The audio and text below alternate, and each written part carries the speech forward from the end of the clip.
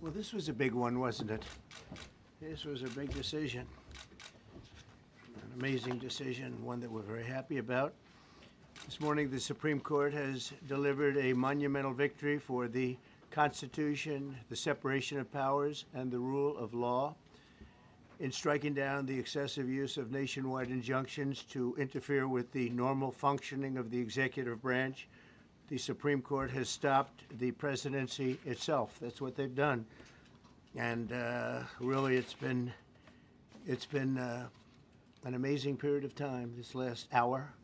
There are people elated all over the country. I've seen such happiness and spirit. Sometimes you don't see that, but this case is very important. I was elected on a historic mandate, but in recent months, we've seen a handful of radical left judges effectively try to overrule the rightful powers of the president to stop the American people from getting the policies that they voted for in record numbers. It was a grave threat to democracy, frankly, and instead of merely ruling on the immediate cases before them, these judges have attempted to dictate the law for the entire nation. In practice, this meant that if any one of the nearly 700 federal judges disagreed with the policy of a duly elected president of the United States, he or she could block that policy from going into effect or at least delay it for many years, tie it up in the court system. This was a colossal abuse of power which never occurred in American history prior to recent decades, and we've been hit with more nationwide injunctions than were issued in the entire 20th century together. Think of it, more than the entire 20th century, me. I'm grateful to the Supreme Court for stepping in and solving this very, very big and complex problem, and they've made it very simple. I want to thank Justice Barrett, who wrote the opinion brilliantly, as well as Chief Justice Roberts, and Justices Alito, Gorsuch, Kavanaugh, and Thomas. Great people. Thanks for this decision, and thanks to this decision, we can now promptly file to proceed with numerous policies that have been wrongly enjoined on a nationwide basis. And some of the cases we're talking about would be ending birthright citizenship, which now comes to the fore. That was meant for the babies of slaves. It wasn't meant for people trying to scam the system and come into the country on a vacation. This was, in fact, it was the same date, the exact same date, the end of the Civil War. It was meant for the babies of slaves, and it's so clean and so obvious. But this lets us go there and finally win that case, because hundreds of thousands of people are pouring into our country under birthright citizenship, and it wasn't meant for that reason. It was meant for the babies of slaves. So thanks to this decision, we can now promptly file to proceed with these numerous policies and those that have been wrongly enjoined on a nationwide basis, including birthright citizenship, ending sanctuary city funding, suspending refugee resettlement, freezing unnecessary funding, stopping federal taxpayers from paying for transgender surgeries, and numerous other priorities of the American people. We have so many of them. I have a whole list. I'm not going to bore you, and I'm going to have Pam get up and say a few words, but there's really, she could talk as long as she wants, because this is a very important decision. This is a decision that covers a tremendous amount of territory. But I want to just thank, again, the Supreme Court for this ruling. It's a giant. It's a giant. And they should be very proud, and our country should be very proud of the Supreme Court today. And with that, I'd like you to listen to the words of Pam Bondi. She's an incredible Attorney General. We're very proud of her. And as you know, Todd Blanche is with us, and we have so many others that worked on this case and other cases. And I think they're doing a great job. Pam, please say a few words. Thank you, President Trump. Thank you for fighting for all Americans. Americans are finally getting what they voted for. No longer will we have rogue judges striking down President Trump's policies across the entire nation. No longer. Today, in the 6-3 opinion, Justice Barrett correctly holds that the district court lacks authority to enter nationwide or universal injunctions. These lawless injunctions gave relief to everyone in the world instead of the parties before the court. As the Supreme Court held today, they turned district courts into the imperial judiciary. Active liberal judges have used these injunctions to block virtually all of President Trump's policies. To put this in perspective, there are 94 federal judicial districts. 5 of those districts throughout this country held 35 of the nationwide injunctions. Think about that, 94 districts. And 35 out of the 40 opinions with nationwide injunctions came from 5 liberal districts in this country. No longer. No longer. These injunctions have blocked our policies from tariffs to military readiness to immigration to foreign affairs, fraud, abuse, and many other issues. The judges have tried to seize the executive branch's power, and they cannot do that. No longer.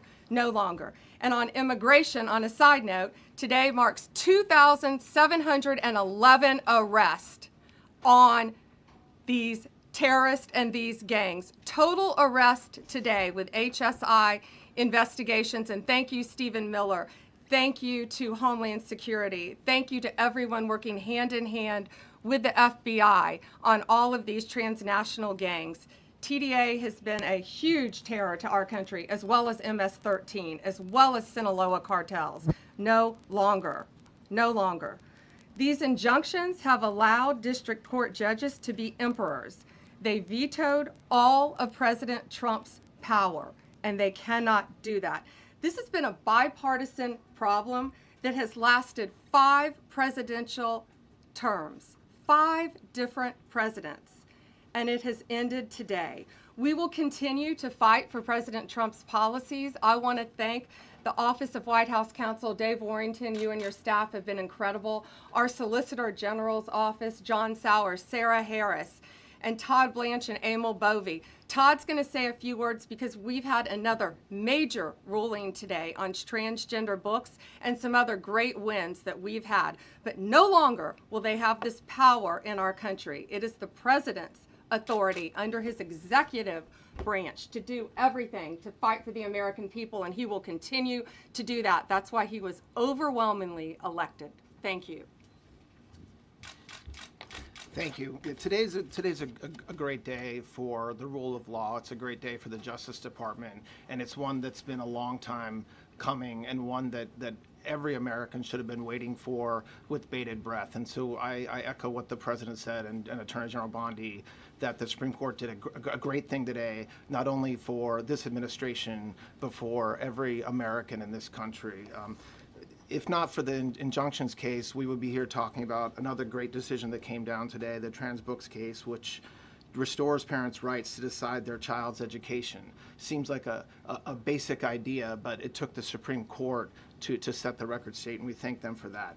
And now that ruling allows parents to opt out of dangerous trans ideology and make the decisions for their children that they believe is correct. And so we thank the Supreme Court for that. There's been multiple decisions over the past several weeks that just show why this nationwide injunction ban had to happen. For example, what I mean by that is local district court judges issuing decisions that are clearly contrary to law just because they don't like the policy of President Trump. And when it gets to the Supreme Court has to correct it. But that takes time. The Attorney General thanked our lawyers, and I'll do it again. Our lawyers are working 24 hours a day, 7 days a week to fight these injunctions and to emergency appeals, emergency stays, going back to the district court judge, asking them to change their view. And so their hard work is really paying off today, but over the past few weeks. We had a stay of an order that prevented DHS from moving aliens to a third country. We had a stay of an order that stopped the Department of Defense from implementing military readiness, the EO that President Trump signed. We had another stay of an order forcing reinstatement of fired executive branch employees entirely within the President and Article 2, his right to do. We had a stay of, as you all know, of numerous DOJ cases. And again, every one of those stays requires a tremendous amount of work and effort by the lawyers and the parties involved, and they should be doing other work. They should be doing the work that the President and this administration demands and has a right to demand, and not fighting these local judges who don't make decisions based on the law. They make decisions because they just simply don't agree with the administration's decision about a policy, and that's wrong. Thank you. Any questions? Yes, for Pam, please. Go ahead. Sure. Thank you, Madam Attorney General. So as you know, the Supreme Court did not rule on the underlying constitutionality of the President's birthright citizenship order. So what is the plan now? Are you going to try to implement the EO just in states where there isn't a legal challenge? Yes, so birthright citizenship will be decided in October in the next session by the Supreme Court, unless it comes down in the next few minutes. I guess it could come down. I think they're still deliberating right now on some cases. As you heard, we just got transgender books, which is a huge win. But most likely, that will be decided in October in the next session. However, it indirectly impacts us because, as you correctly pointed out, if there's a birthright citizenship case in Oregon, it will only affect the plaintiff in Oregon, not the entire country. So yes, it's indirectly, but that's pending litigation, and we're waiting on that in the next term. And how concerned are you that the Supreme Court will come back and determine that the executive order is unconstitutional? Oh, we're very confident in the Supreme Court. But again, it's pending litigation, and that will directly be determined in October, but it indirectly impacts every case in this country, and we're thrilled with their decision today. Peter. Madam Attorney General, thank you for being here to take our questions. A couple questions to the both of you. The EO had a 30-day grace period before it goes into effect. Is there any thought about trying to make it effective immediately within that period of time? We're going to follow the law. We're going to make those decisions, and we're going to do what's right in the bounds of the law. And then the DOJ didn't ask the justices to rule on the merits of the birthright citizenship ban. Just for explanation purposes, why? Sure, because that's going to come down in October in the separate. This was huge because it's indirectly impacted today. As I said, it's case by case. Let me reiterate, of the 35 of the 40 nationwide injunctions filed against this president, against his executive authority as President of the United States, 35 of them came from Maryland, D.C., Massachusetts, California, Washington. I mean, that's crazy. These 5 districts. So yes, it indirectly impacts us. It will be a separate decision in October. Next question. Thank you, Mr. President. A question for you, sir. Do you believe this ends the power of the lower court judges to stop your agenda? Do you see this as a full green light for your agenda going forward? Well, you'd have to really speak to the lawyers about that. But this is really also a decision based on common sense. It didn't work the other way. It was a disaster where somebody from a certain location in a very liberal state or a liberal judge or a liberal group of judges could tie up a whole country for years because their decision would sometimes take years to overturn. We've overturned many of the decisions, but it would take years to do it. And we have to act quickly when it comes to illegal immigration. We have murderers, killers, we have drug dealers, we have what they've allowed to come into our country should never be forgotten. It should never be forgotten what they've done to our country. And we have to be able to act very quickly, and we're going to do that. Thank you. Just as Tony Barrett, sir, I know that you praised her and her opinion here in this case. She has taken some heat, though, from some of your supporters who have labeled her weak, a squishy, a rattled law professor. What is your take on that? I don't know about that. I just have great respect for her. I always have. And her decision was brilliantly written today. From all accounts, yeah. Transgender rulings, Mr. President. What would you say to Americans who fear that this is more and more concentration of power in the White House and the executive? Well, this really brings back the Constitution. This is what it's all about, and this is really the opposite of that. I mean, the question is fine, but it's the opposite. The Constitution has been brought back. Thank you so much, President Trump. Illegal crossings in the border are 0 now. 0. Does everyone hear that? 0. Trump 2028! Do you intend, President Trump? Who's that guy? I like him. He's working the cameras. With this new reality, President Trump, in the border, do you intend to engage personally with leaders from South America, not only Central America, Sure. in order to I tackle do that anyway. this situation in I a do that regional anyway. way, and if you have a prospection of meeting some Sure. presidents from South America, as Brazil, for example. Well, you see, as an example, not South America, but NATO over the weekend. Yeah. They have great respect for our country now. They did things that nobody thought was possible. they took funding from 2% to 5%. Nobody thought they'd ever pay the 2%, and now they're paying the 5%. It's over $1 trillion more a year. Think of that, $1 trillion. Nobody thought that could happen. That's a different group of people, different countries. Yeah, but we get along with a lot of countries. We are respected again. Our country, the U.S., is respected again. Was not respected 6 months ago, I can tell you. Can we ask about the big beautiful bill? Yeah, go ahead, please. Yeah, Mr. President, you have a deadline coming up on trade in 2 weeks. Which countries, if On any, what? on trade, on tariffs, Yeah. sir? Which countries, if any, are close to agreements with the administration? Well, that's an interesting question. We've made a deal with China. We've made a deal with probably 4 or 5 different countries. With the UK, it was a great deal for both. And we're in the process of making some others. But ultimately, in fact, Scott is here, and Howard Lutnick, these two guys have been doing an incredible job, and the people that work with them have been doing an incredible job. But, you know, we have 200 countries, you could say 200 countries plus. We can't do that. So at a certain point over the next week and a half or so, or maybe before, we're going to send out a letter. We talked to many of the countries, and we're just going to tell them what they have to pay to do business in the United States. And it's going to go very quickly. But some of the bigger countries, so India, I think we're going to reach a deal where we have the right to go in and trade. Right now it's restricted. You can't walk in there. You can't even think about it. We're looking to get a full trade barrier dropping, which is unthinkable. And I'm not sure that that's going to happen. But as of this moment, we've agreed to that, go into Indian trade. We're going to be trading in China. That's going to come a little bit down the road, but we're going to be trading in China.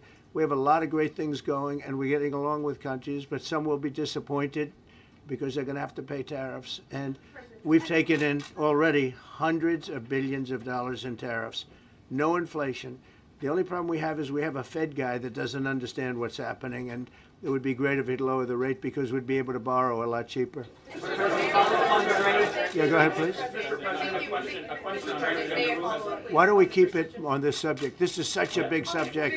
You know what? Trade is so big, but this, I don't know, in a certain way, this might be bigger than trade. I think this is bigger than trade. Yes, please, go ahead. I was wondering, though, if you could... Go ahead. Sir, on the transgender ruling, the Supreme Court ruling that parents with religious objections can pull their kids out of public school lessons that use LGBTQ materials. Pam brought it up. Your reaction to that ruling today, sir? I think the ruling was a great ruling, and I think it's a great ruling for parents. It's really a ruling for parents. They lost control of the schools. They lost control of their child. And this is a tremendous victory for parents. And I'm not surprised by it, but I am surprised that it went this far. It took us to bring life back to normal. So it's wonderful. It's parental. And I kept saying, we will give you back your parental rights. They were taken away, and this is a tremendous victory for parents. Yeah. Mr. President, if you look at the back at the last week, it's been extraordinary in terms of the action in the Middle East. You were at The Hague. Been a hell of a week, hasn't it? I'm wondering now if you believe that Iran. I'm wondering now, sir, if you believe that Iran has given up its long history of ambitions with nuclear weapons, or what you would like to see from them to prove that they do, and what type of meetings is your administration looking for next week with Iran? So Iran wants to meet.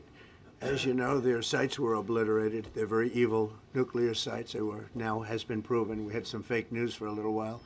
The same people that covered the Hunter Biden laptop was from Russia. The same people that did 3 or 4 of the Russia hoax. But on their ambition. No, wait, just listen.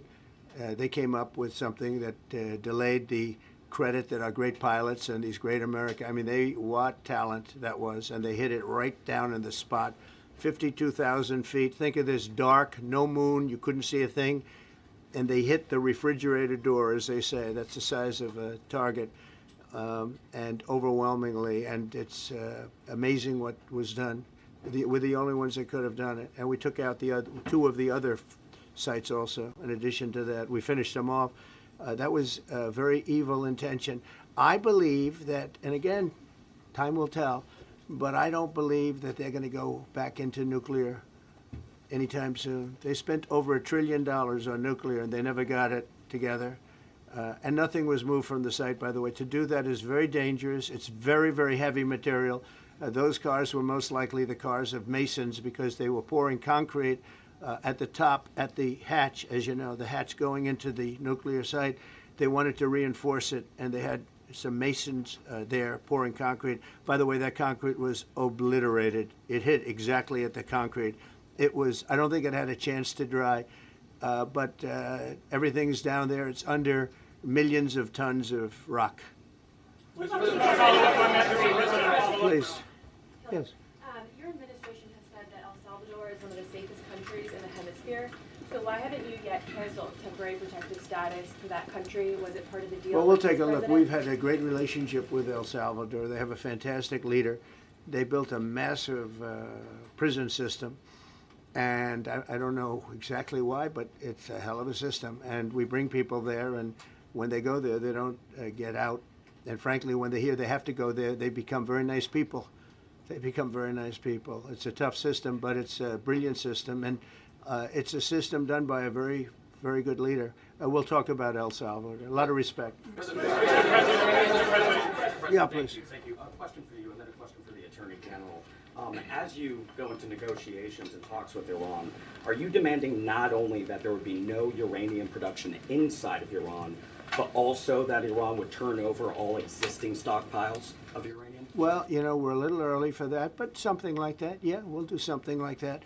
Let me say that I've been saying for 25 years, even as a civilian, you cannot let them have a nuclear weapon. And that's what happened. It's been obliterated. It would be years before they could ever get going. And I really think it's probably the last thing. They have to recover from a hell of a tough war. Would you also be demanding that the IAEA have full rights to inspect in Iran? Or somebody, yeah, or somebody that we respect, including ourselves. And a question for both the President and the Attorney General. Under birthright citizenship, if this is implemented, who would be tasked with actually vetting citizenship?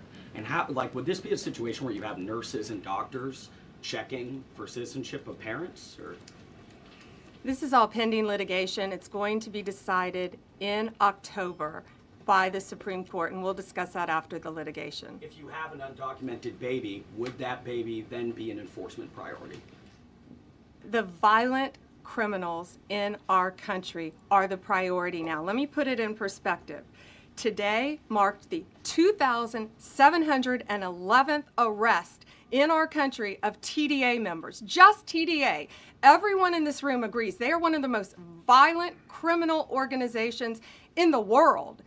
And the Biden administration let them walk into our country for the last 4 years.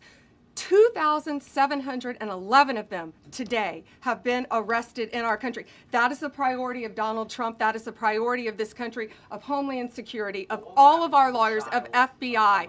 That's the priority. That will be discussed in October when the Supreme Court hopefully rules in our favor, and we're very confident of that. But you should all feel safer now that President Trump can deport all of these gangs, and not one district court judge can think they're an emperor over this administration and his executive powers and why the people of the United States elected him. I just might add one thing, and you know, they used birthright citizenship, some of the worst people, some of the cartels, to get people into our country, just so you know. And again, I say, if you look at the end of the Civil War, the 1800s, it was a very turbulent time. If you take the end day, was it 1869 or whatever, but you take that exact day, that's when the case was filed. And the case ended shortly thereafter. This has to do with the babies of slaves, very, very obviously. And I think we're going to win. People didn't, I don't think they went about discussing it right. I came along and we looked and we said, wait a minute, this is wrong. We've been looking at birthright citizenship wrong for years, but they've used it. The cartels have used birthright citizenship to get very bad people in. And what Pam's doing and what Todd and everybody else, what they're doing at DOJ and all over, FBI, ICE, Border Patrol, these are incredible people. They're trying to keep our country safe, and they don't want to have people come in. This is just another way that they get illegal immigrants into our country, and in some cases, very, very bad ones. Go ahead. Thank you, Mr. President. On your tax bill, if I could for a moment, senators are racing to rewrite parts of it right now after the Senate parliamentarian ruled that sections of it were outside of the process that they're using to get this through. Do you think that senators should respect the decisions of the parliamentarian? And what have you personally done in the last 48 hours to try and get Republican senators who are against the bill to a yes? Well, look, it's a great bill. It's a massive tax cut. If it's not approved, your taxes will go up by 68%. Think of that, 68, a record, the highest in the history. The Democrats won't approve it only because politically it's so good for the Republicans. The Democrats aren't approving it. But think of what they're not approving. They're not approving border security. We've done a great job at the border, but we have to add some wall. We have to do, various things. We have no money for that. We have no money for the border. We have no money for so many things. But if the Democrats, it'd be interesting to see if we get any Democrat votes. We should. If I were a Democrat, I would absolutely, maybe Fetterman, because he seems to be the most sensible one lately. If I were a Democrat, I would vote for this bill all day long because it's tax cuts and so many other things that are common sense. They're basic things. I think they're doing fine. The parliamentarian's been a little difficult. And I would say that I disagree with the parliamentarian on some things, and on other ways he's been fine. But we'll have to see. It's a big issue. I will tell you this: if that bill doesn't pass, the country will get a 68% tax increase. So think of this: you're a Democrat and you vote against it. That means you're voting in favor, because essentially you're voting in favor of the largest tax hike in the history of our country. And you can't do that. In addition, we're cutting costs by $1.7 trillion, and it won't affect anybody. It's just fraud, waste, and abuse. Mr.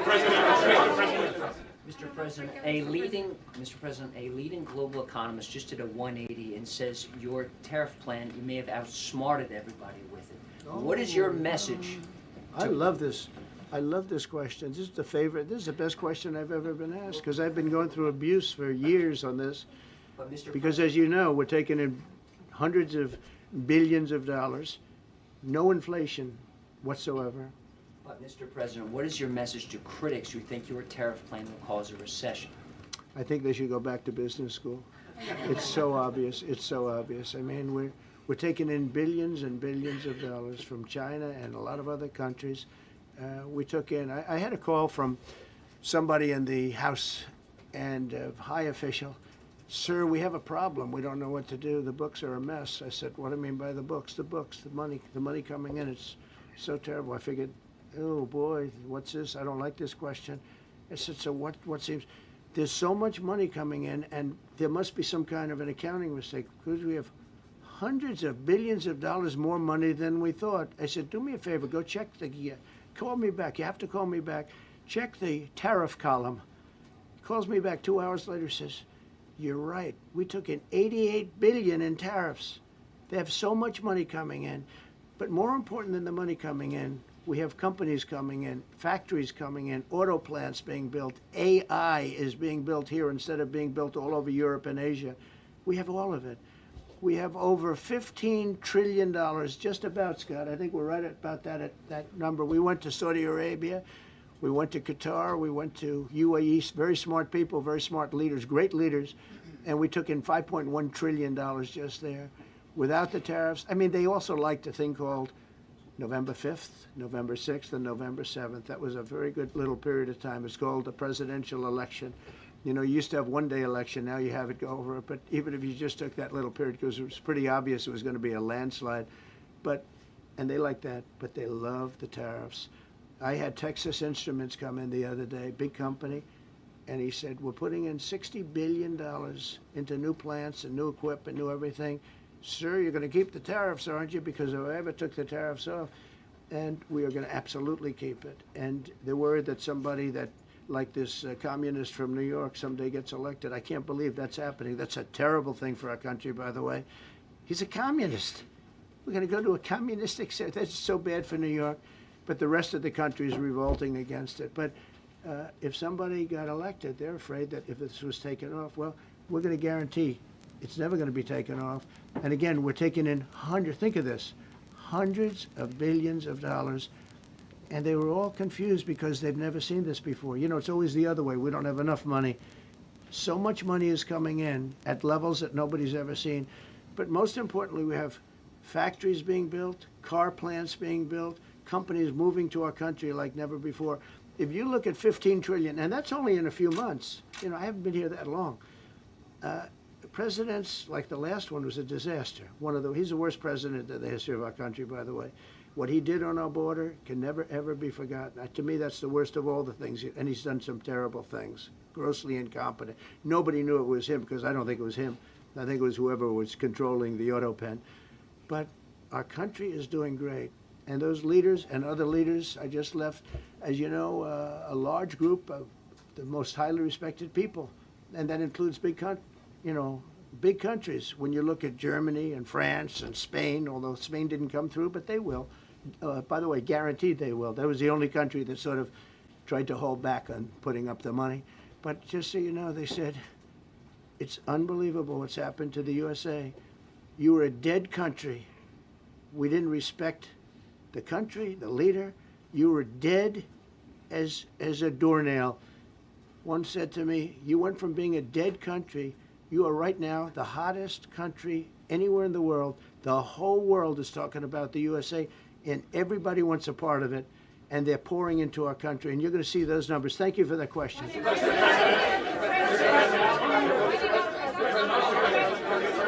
Yeah, go ahead. Thank you, Mr. President. I have a question about trade. Secretary Bessent has said that he hopes tariff deals with major partners will be done by Labor Day. So if some deals are not done by your July 9th deadline, will some countries' tariffs go back up, or will they stay where they are now? Well, there's some countries that are used to ripping us off, to be honest with you. And I don't want to name them, but you sort of can name them. And they're so used to just,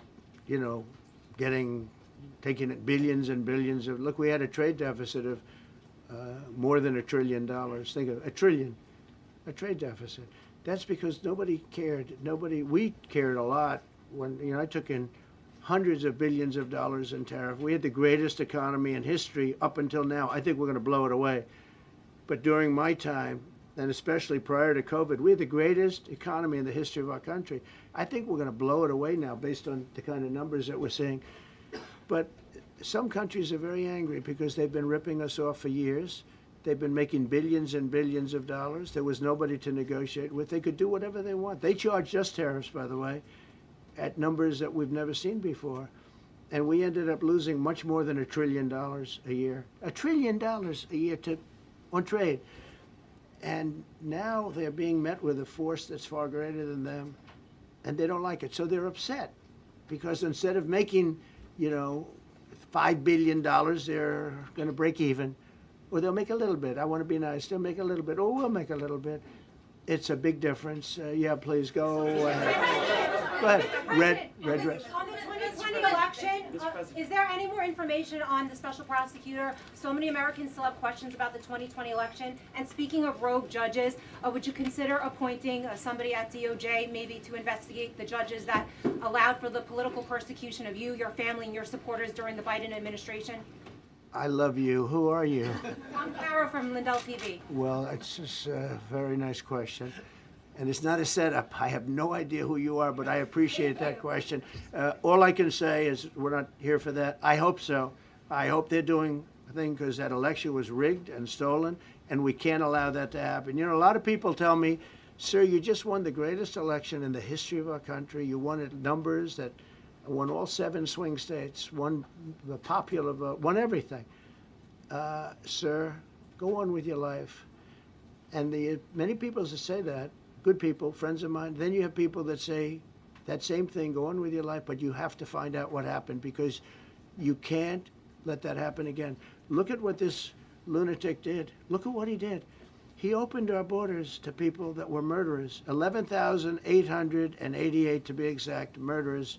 And we've captured many of those murderers, and we're bringing them back, or some of them are so dangerous that we don't even want to bring them back. We're afraid they're going to try and come back in.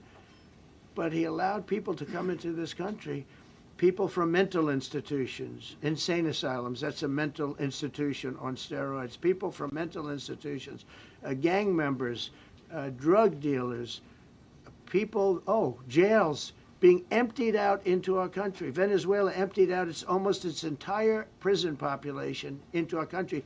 But I don't want to blame them. Many countries have done that. The Congo, we have a great press conference coming up later, and it's the Congo and Rwanda. They were fighting for years, and it was machetes, it was vicious. It was as vicious, people's heads being chopped off. and have a man who's very good in that part of the world, very smart, and put them together. And we're signing a peace treaty today. First time in many years they're going to have peace. And it's a big deal. You know, we talk about Russia, and we're working that one. President Putin called up and he said, I'd love to help you with Iran. I said, do me a favor. I'll handle Iran. Help me with Russia. We got to get that one settled. And I think something's going to happen there. But we did some great work. India and Pakistan. That was going to be maybe nuclear. We did that. We did a lot of work. I don't know if there's ever been a president that's done much more. Serbia, Kosovo was going to go at it. Going to be a big war. I said, you go at it. There's no trade with the United States. They said, well, maybe we won't go at it. That's what happened with India and Pakistan. I was negotiating with both of them, and I said to Scott, I said to Howard, cancel all deals with India and Pakistan. They're not trading with us because they're in a war. They called back, what do? I said, look, you want to have trade with the United States, it's great. But you want to go and start using nuclear weapons on each other? We're not going to allow that. And they both agreed. Both have great leaders. They both agreed not to do it. So we did a lot, but I appreciate that question. Sir, on peace deals, can I follow up with you? Sir, can I follow up on peace deals? Thank you so much. Thank you, Mr. President. Thank you, Mr. President. I was just speaking with Senator Ron Johnson on the One Big Beautiful Bill, and he says he really wants to get to yes for you and get this accomplished. He does. He's a good man. But he also said that he needs more time, and he is not certain that the July 4th deadline is well, possible. Then he's not such a good man. Because there's too much work to do. He's a good man. Ron Johnson's important? doing a good job. He's very committed. Every Republican senator is committed. And, you know, you could have a couple of grandstanders, in all fairness. You could have somebody else. And it's very dangerous because our country would go from being the most successful country in the world to who knows what happens with a 68%, think of it, 68% tax increase.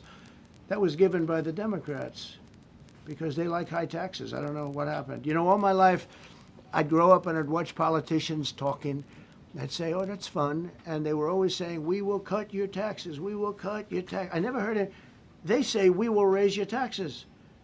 And they elect people like this guy in New York that maybe has a chance. I find it hard to believe, but he maybe has a chance. They want to raise your taxes. So they want to see a 68% tax increase. That's more money than anybody could afford. You'd go into a depression if that ever happened. So I think there's a lot of pressure to get that approved. President Trump, How important is the July 4th deadline to you? If It's important. It's not the end all. It can go longer, but we'd like to get it done by that time, if possible. And look, we have a lot of very committed people, and they feel very strongly about a subject, subjects that you're not even thinking about that are important to Republicans. The problem we have is that it's a great bill. It's a popular bill, but we'll get no Democrats only because they don't want to vote for Trump. If that bill was their bill, oh, they would be so happy. It's so great for our military. It's great for everything. And they would normally vote, but because their hatred of Trump, they have Trump derangement syndrome at levels never seen before. And instead of voting for a tax cut, they're voting for a tax increase of 68%. They're voting to destroy Social Security, destroy Medicare, and destroy Medicaid.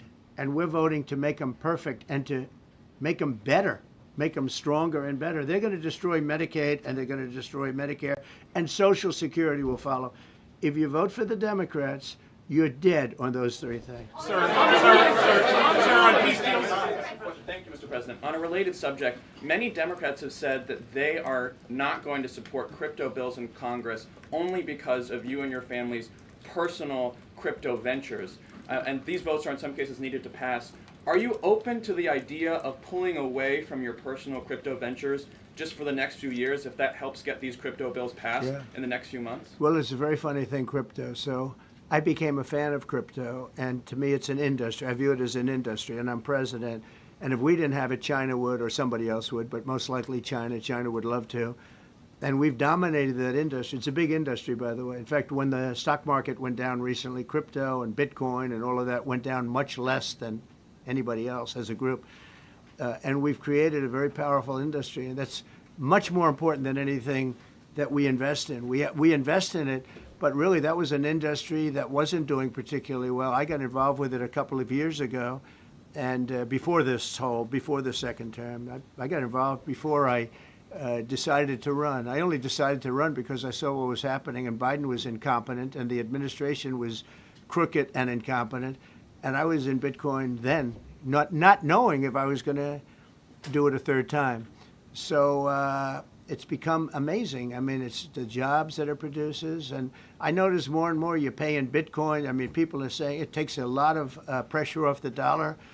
And it's a great thing for our country. So I don't care about investing. You know, I have I have kids and they invest in different things. They do believe in it.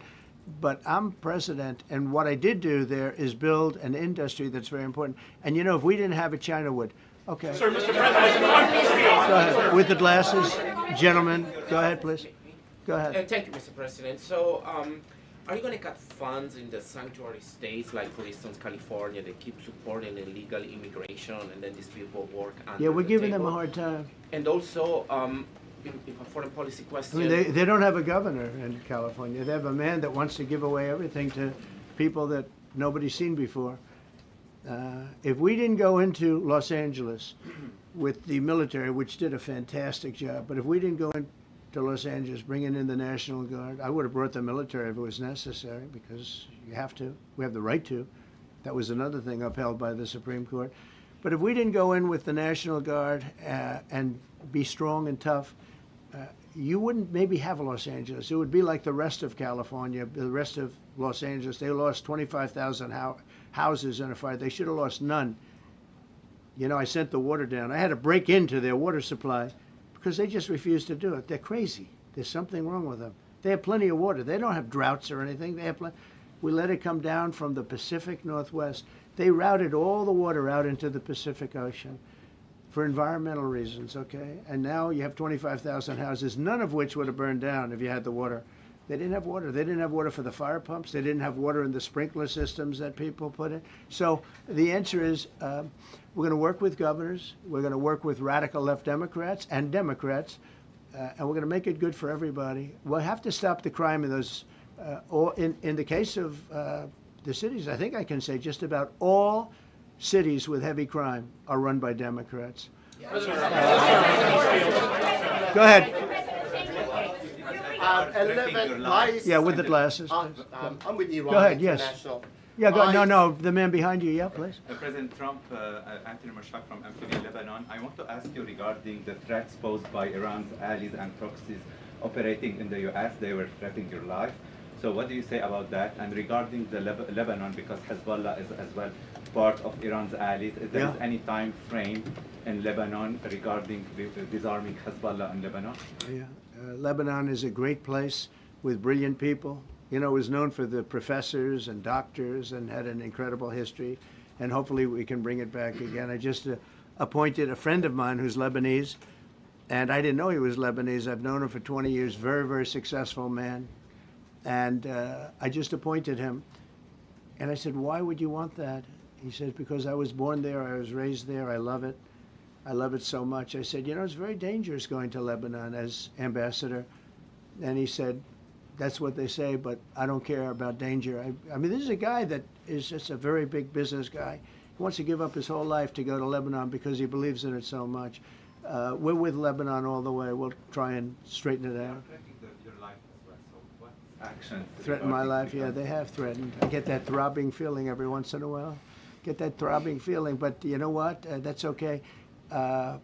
This is a dangerous business. What I do is a dangerous business. You know, I tell the story of the car companies and different people and different professions you have. Race car drivers, as an example. 1/10 of 1% die.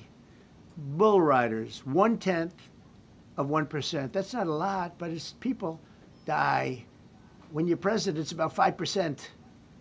If somebody would have told me that, maybe I wouldn't have run. Okay? This is a very dangerous profession. Yeah,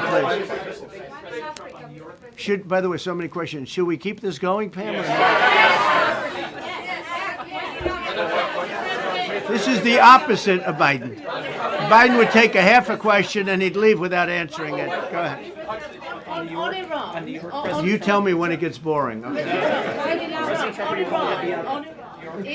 If Iran. Are you from Iran? No, I'm not from Iran. I'm from the UK. But if the intelligence reports conclude that Iran can enrich uranium to a level that concerns you, would you consider bombing the country again? Without question, absolutely. And have you had any conversations? Turned out to be unbelievable. But, you know, our incredible flyers and I call them the shots, these guys are unbelievable. Think, from 52,000 feet, they hit the equivalent of a refrigerator door. They actually hit it right in the center, so it's much smaller than that. And just bomb after bomb going deeper, deeper, blowing up. Incredible, incredible thing. I don't know if you heard the general, he was very impressive. Raisin Cane. You know, he's the one that beat ISIS for me. And he did it in a matter of weeks. And I was told it was going to take 4 or 5 years. And when I got this job, I always said, if I get this job, I'm going to put that guy as the head of the Joint Chiefs of Staff. And Dan Kane, and he, when I heard his name was Raisin, his nickname is Raisin Cane. I said, you got to be kidding. So I liked him right from the beginning. But he knocked out ISIS in a time that nobody ever thought possible. And when this attack was completed and so successful, I said, now I know how you knocked out ISIS so quickly. But we have the best people, we have the best equipment in the world. You know, I rebuilt the military during my 4 years, during my other term. We have the best equipment in the world. The problem is we gave away, you know, a lot of it, but small relatively speaking. We gave a lot of it away to Afghanistan. Shouldn't have happened. That just shows how incompetent they were. They gave all that equipment away, billions and billions of dollars worth. Shouldn't have happened, but that was small compared to what we have. Now we have a great military with great people. Okay. Yeah, please. Mr. President, congratulations. A couple of very different questions. One is Rwanda, 1994. As you grew up in New York, we all knew how horrific those attacks were. Congratulations on that treaty. There are talks that perhaps... That's going to take place today at 3 o'clock in the Oval Office. We're going to have a signing with Rwanda and the Congo. So I'm a little out of my league in that one because I didn't know too much about it. I knew one thing. They were going at it for many years and with machetes. It is one of the worst wars that anyone's ever seen. And I just happened to have somebody that was able to get it settled. I mean, just a brilliant person who is very comfortable in that part of the world. It's a very dangerous part of the world. They said, are you uncomfortable there? People are being killed. School children are being raided and killed. And I don't even want to say how, but as viciously as I've ever heard. Are you uncomfortable? No, that's the part of the world that I know. Very comfortable. Was able to get them together and sell it. And not only that, we're getting for the United States a lot of the mineral rights from the Congo as part of it. They're so honored to be here. They never thought they'd be coming to. Look, this is a very tough part of the world. They never thought, they were just telling me, they never thought they'd ever be coming to the White House. And they're so honored. And so we're going to give them a great big reception. But that's after many years of fighting. It's a great thing. That's at 3 o'clock, I believe. Sir, are you concerned at all about secret nuclear sites in Iran? You talked about maybe just secret nuclear site? Yes, that there might be some of those. Not really. Can I tell you? They're exhausted. And Israel's exhausted too. And I dealt with both of them. And they both wanted it settled, both of them. And we did a great job, but they're exhausted. The last thing they're thinking about right now is nuclear. You know what they're thinking of? They're thinking about tomorrow, trying to live. It's such a mess. It's such a mess. The place was bombed to hell. And no, I'm not worried about it at all. And I'm putting out a little statement. I'm going to respond to the Ayatollah's statement yesterday that we won the war. Oh, God, we won the war. And I said, look, you're a man of great faith, a man who's highly respected in his country. You have to tell the truth. You got beat to hell. And Israel was beat up too. They were both beat up. And it was a great time to end it. It was quick. They got the hate out. There was a lot of hate, a lot of hate. It would be great if they didn't have that hate. But the last thing they're thinking about is nuclear weapons right now. Please. Thank you, Mr. President. Iris Tao with NTD Research Media with the Epoch Times. Thank you so much for doing this. It's very refreshing for all of us here, It's a good group. in this room. It's refreshing. Very refreshing. Yes, we haven't Probably. had this in, for the past I understand what you mean. So thank you so much for coming out here. Other to talk than to Caroline's done a great job. Yes, sure. You're referring to the past administration, not to yes. Caroline, right? Yes. Back to the ruling today, if you don't mind. So you have always talked about winning for the American people. Right. How do you think today's ruling will enable you to further deliver for American families and workers across the country, not only when it comes to immigration, but also when it comes to trade, energy? What actions are you most eager to move forward Well, I with think now? taking power away from these absolutely crazy radical left judges is a tremendous, this is such a big day.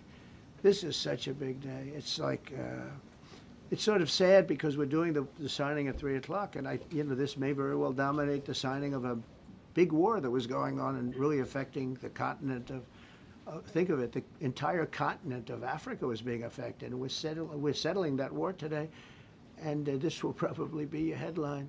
But this is a very big moment, and it gives power back to people that should have it, including Congress, including the presidency. And it only takes bad power away from judges. It really doesn't take power. It takes bad power, sick power, and unfair power. And it's really going to be, this is a very monumental decision. Yeah, please. Yes, President, thank you very much. On July 9th, is that July 9th date set for tariffs to snap back? Or could there be a... We can do whatever we want. We could extend it. We could make it shorter. I'd like to make it shorter. I'd like to just send letters out to everybody. Congratulations, you're paying 25%. He doesn't want. He's a much nicer person than I am. Go ahead. You finish it up. Were you considering for the Federal Reserve then? And are you speeding up that process? I see Secretary. Oh, he's terrible. He's terrible. I mean, I have a list of things. We're like 38 on the list. We pay, Cameroon and different places are paying the same as us. Because, you have somebody sets a rate at 4% or 4.5%. It's hard to go out and say we should be paying 1% when you have your so-called experts doing it. And the sad part is, as per the question that you asked about tariffs, we've had the tariffs and we have less inflation than we had before. What we have is a hell of a lot more money, a hell of a lot more income, and we shouldn't be paying a rate like that. In other words, when we pay a rate, I'll tell you, each point is the equivalent of $300 billion. So if we had it down 3 points, because I think we should be at 1, you have Switzerland is at 0.25. In other words, 25% of 1%. And they're the number 1 right now. But we should be the number 1. And soon you're going to have, I think, you're going to have where the people will pay will pay, like we had a few years ago, where you put up money, you loan money, and I mean, you actually, instead of paying, you get paid. I love that. I don't know if it's any good, but I love it, where you put up money and you get paid. But we should be in a category. So we should be at the top of the list, not toward the bottom of the list. But we have a man who's not a smart man, and he probably has Trump derangement syndrome. And he's just not a smart person. What he's doing, though, he's hurting us for years to come. Because if we borrow money at 2 points higher than we should be paying, that's $600 billion. Wouldn't you say those numbers are about right, Scott? So it's 2 points would be about 600, actually more than that, but about $600 billion, all because the guy doesn't want to lower the rates. He's doing the service, a very disservice, and then he goes up and talks about, I'd like to see costs come down. He gets up and he does his little thing for 5 minutes, then he goes out and he goes back to the beach. He goes, I'd like to see costs come down. Well, he could lower the interest cost by $900 billion a year. All he has to do is lower rates. And everybody's saying, I was watching some of the business shows today, and they're saying, Trump's right. He should really be cutting. The country's doing well. We have no inflation. Now, despite him, we're doing great. But if we got the rates down, we would be a rocket ship. So I think that'll be it. And I just want to thank everybody. This is a really big day. We've had a big week. We've had a big week. We've had a lot of victories this week. NATO was a tremendous victory.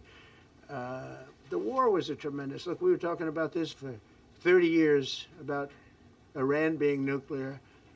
And all I said is it will not be nuclear, and it's not going to be nuclear. And You know, I want to give credit to a lot of people, and most importantly to our great military. Boy, they put out that fire. Once that happened, once those bombs got dropped, that war was over. That war was over. But I just want to compliment them. Incredible. The general and all of his generals. Pete Hegseth was great. They were all. And now I want to compliment Pam. A lot of genius went into this. You know, people, if you don't say it exactly right, if the Supreme Court doesn't get it because it's incorrectly spoken about, and that happens. A lot of cases are lost because they don't say the right words. But I want to correct. She's going to go down as a great attorney general. I may change my mind about that. I don't know. Maybe someday I'll have to call and say I was only kidding. She's going to go down as a great attorney general. This was a tremendous win, and we've had tremendous wins, but this was a tremendous win today. So I just want to congratulate you and Todd and your whole staff. Very brilliant people, and we can't forget John Sauer. That's right. Who is with. There's a medical emergency within his family, so he's taking care of that, and we said absolutely. So I just want to thank everybody very much. Thank you. Sir, Gaza ceasefire deal. This is the Jeff Bezos on his wedding weekend. Sir, Thank you, Mr. President. Thank you, sir.